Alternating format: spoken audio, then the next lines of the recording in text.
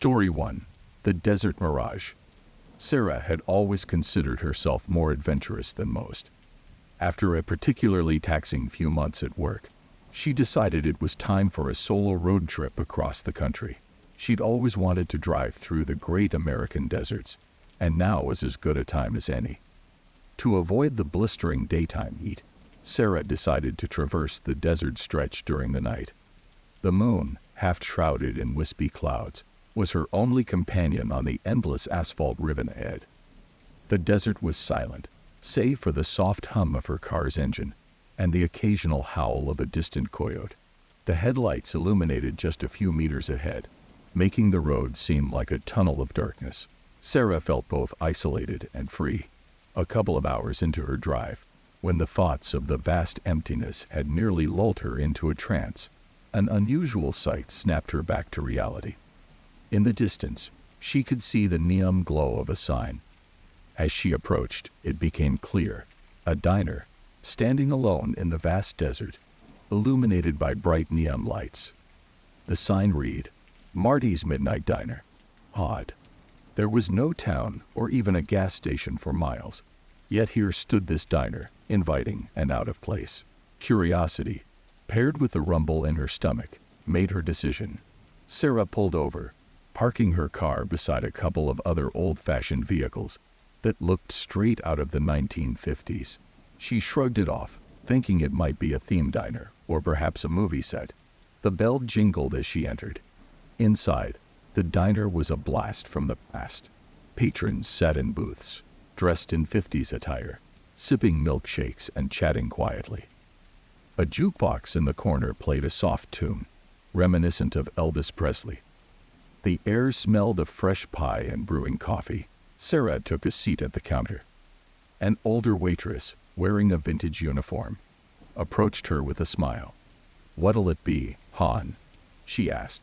Sarah, a bit overwhelmed by the ambience, ordered a coffee and apple pie. As she waited, she glanced around. No one seemed to acknowledge her presence. Conversations around her sounded muted, almost like whispers from another time. The more she observed, the more she felt like an intruder in a world she didn't belong to.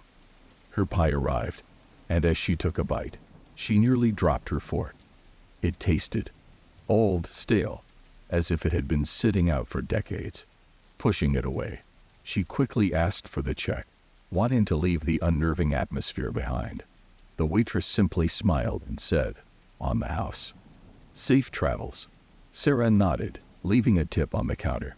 She almost ran to her car, the eerie feeling of the diner still clinging to her. As she drove away, she glanced in her rearview mirror. To her shock, the diner was no longer there, just an empty stretch of desert, with the moon casting long shadows on the sand. Panic welled up inside her, but she pushed it down, focusing on the road ahead. However, the desert had one more surprise for her. The radio, which she hadn't touched, suddenly blared to life. An old tune from the 50s played, the same one she'd heard in the diner. She tried changing the station, but the same song played on every channel. She finally turned the radio off, but the tune lingered in her head, a haunting reminder of the mysterious diner. The rest of her journey was marked by an unsettling silence, broken only by the distant tunes of the 50s echoing in her mind. When she finally reached her destination, the sun was beginning to rise. The desert was bathed in a golden hue, and the events of the night felt like a distant dream. Yet every time she'd hear a song from the 50s, a shiver would run down her spine, and the image of Marty's Midnight Diner would flash before her eyes. Story 2. The Phantom Hitchhiker. Jake had always been the life of the party. It was a late Saturday night, and he was driving back home from another one of those raucous gatherings. His head buzzed from the drinks and the loud music, and he craved the tranquility of his bed. To shave a few minutes off his journey, he decided to take the old winding road that cut through the woods, despite its reputation. Tales of accidents and eerie sightings were associated with this path, but Jake, in his overconfidence, scoffed at such stories. The forested road was dark, with towering trees forming a dense canopy overhead. allowing only slivers of moonlight to pierce through. Jake's car was the sole traveler, its headlights cutting through the inky blackness. The radio was playing a soft tune, but suddenly, it began to crackle, the signal distorting as if caught between stations. Jake fiddled with the dials, but to no avail. Giving up, he settled into the eerie silence of the woods. But that silence was soon broken. Up ahead, the faint outline of a figure became visible. As Jake drew closer, the figure became clearer. A woman, dressed in a flowing white dress, her thumb outstretched, seeking a ride. Jake's heart raced. What was she doing out here in the middle of the night? Against his better judgment and the tales he'd heard, Jake's compassionate side took over. He slowed down and pulled over.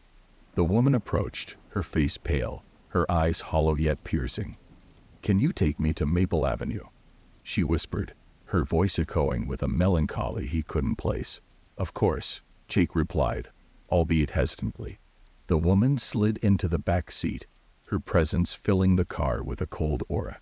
Jake tried to make small talk, but she remained silent, her gaze fixed on the road ahead. After a few minutes, Jake felt a chill run down his spine. Glancing in the rearview mirror, his heart skipped a beat. The back seat was empty. The woman had vanished. Panic surged through him, and he slammed on the brakes. The car screeched to a halt, but there was no trace of the woman. Shaken and disoriented, Jake decided to continue on to Maple Avenue, hoping to find some answers. Upon reaching the address, he was met with an old, dilapidated house, its windows boarded up, the garden overrun with weeds. In front of the house stood a solitary gravestone, worn by time. To his horror, engraved on it was the image of the woman he picked up, with the inscription, "Loved and Lost, 1957. Heart pounding, Jake approached a nearby house, seeking answers. An elderly woman answered the door, her face lined with age.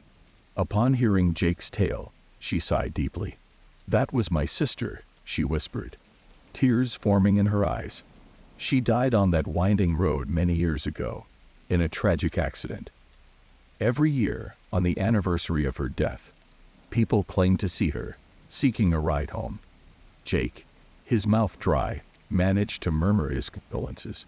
As he drove away, the weight of the encounter pressed heavily on him. The radio crackled back to life, playing a sorrowful song from the 1950s. Jake's journey home was filled with a deep sense of melancholy and a haunting image of the Phantom Hitchhiker who just wanted to find her way home. Story 3. The Forgotten Town. Alex and Mia had always been the adventurous couple, frequently venturing off the beaten path. This weekend, they'd planned a getaway to a cabin nestled deep in the mountains. To guide them, they relied on their trusty GPS, which had led them through countless journeys before.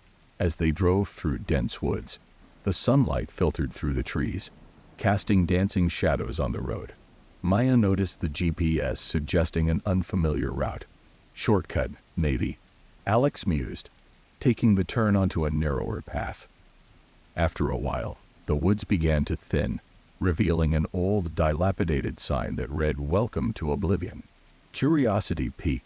They followed the road into what appeared to be a small town, its structures consumed by time and nature. The town seemed to be shrouded in a thick fog, lending an eerie atmosphere. "What is this place?" Mia whispered, her grip tightening on Alex's hand. The streets were empty, but there were signs of recent habitation. A child's toy on the sidewalk, a newspaper dated just a week ago, and lights flickering in some of the houses. Feeling a mix of curiosity and unease, the couple decided to explore. The town's silence was palpable, only broken by their own footsteps and the distant caw of a crow. As they wandered, they noticed shadows moving just beyond their line of sight, and indistinct whispers floated in the air. Feeling increasingly uncomfortable, they decided to head back to their car and continue to their cabin. But when they tried to start the car, the engine simply wouldn't turn over. Their phones showed no signal, leaving them feeling trapped and isolated. Night began to fall, and with no other option, they decided to spend the night in their car. As darkness enveloped the town, the whispers grew louder, and the shadows more pronounced. They could hear footsteps circling their car and faint laughter echoing through the fog. The night seemed endless, filled with strange noises and the sensation of being watched. Every time they tried the car, it refused to budge, leaving them feeling helpless. Finally, dawn's first light began to creep over the horizon, and the fog started to lift. As the sun's rays broke through, the town began to fade, the houses and streets slowly dissolving into the mist.